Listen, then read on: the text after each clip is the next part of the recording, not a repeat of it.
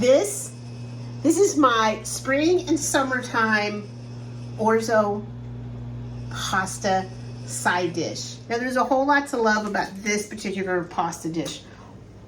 One being, it utilizes very fresh ingredients. I love spinach. You could substitute it for some asparagus, I think, if you wanted to.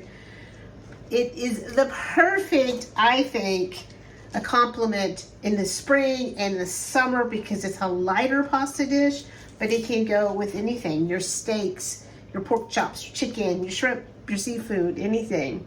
Now, I personally think it's worth it to buy spinach by the bunch and go ahead and take the stems off and wash it myself. That's my personal thought on the matter. I think that when you buy it like this, well, a lot of times it's a lot cheaper. You know, this could be like $1.50 and then $3 for a bag of spinach.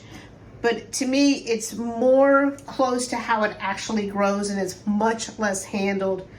This is pretty much picked, put a thing around it, and off it goes. And I just kind of like to wash my own, and that way I know it's not been washed in any kind of chlorine. Now I'm just doing a half of a bunch here today because this recipe is written for 2 people, which is how a lot of my recipes are written because it's usually just Billy and I, but it's easily doubled. I'm gonna do just a swirl of extra virgin olive oil and then a tablespoon of butter. Now I want a really hot skillet here because I really kind of want to blister my tomatoes. I've got cherry tomatoes cut in half and 1.5 to 2 cups of tomatoes. So I'm going to put those in a pan here. So I just kind of want them to have their own little space here, and I'm going to give them about 2 to 3 minutes. So they're starting to blister nicely. I'm going to do 1 shallot and let that keep cooking with them for just a couple of minutes. Doesn't it already look so pretty? And if you want, you can just kind of give those tomatoes a little smash into the back of your spoon. And now I have half a cup of Orzo. Orzo is one of my favorite pastas of all time. And I'm going to add that, and then we're going to let that toast. I'm going to do a half of a teaspoon of my kosher salt. I'm going to turn my heat down just a little bit. I'm going to add 1 cup of chicken stock. Oh, I forgot my garlic. We can go ahead and add it. I would have added my garlic before the Orzo was hiding back there. Now while that's busy cooking away, I'm going to grate some fresh Parmesan cheese. I set my timer for 10 minutes, but that's just to check on it, make sure I don't go roaming off and forget about it.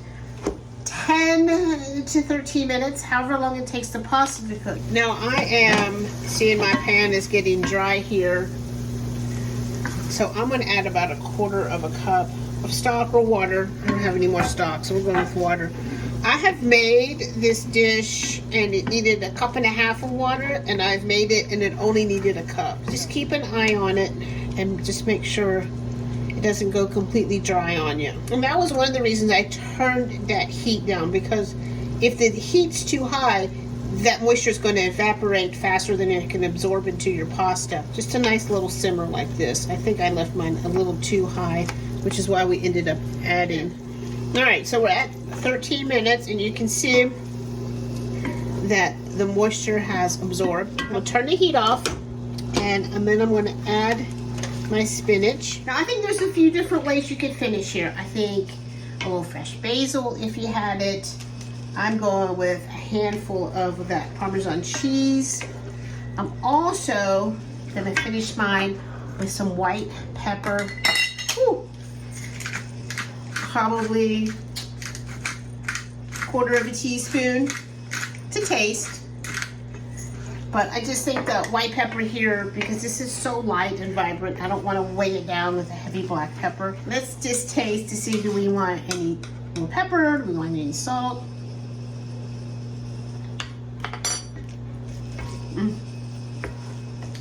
I think it's perfect.